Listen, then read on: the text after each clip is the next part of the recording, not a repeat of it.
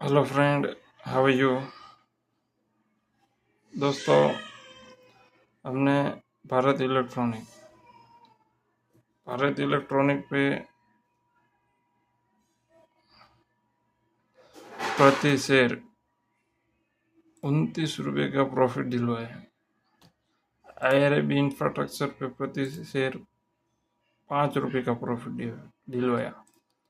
Punjab national पे प्रति share 5 रुपया, रिलायंस पावर पे प्रति शेयर 1, NHPC में प्रति शेयर 1 और BSE में प्रति शेयर 177 रुपये पे प्रॉफिट दिलवाया है। CDSL में प्रति शेयर 36 रुपये, बैंक ऑफ बड़ौदा में इक्वल, कल्याण ज्वेलर्स में प्रति शेयर 11 रुपये,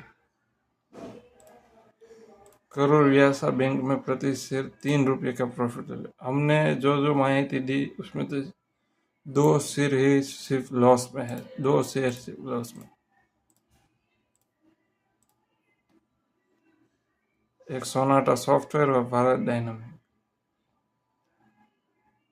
तो ऐसे जानकारी के लिए हमारे चैनल को सब्सक्राइब करें, लाइक करें और बेल आइकन को प्रेस करें। Thank you so much.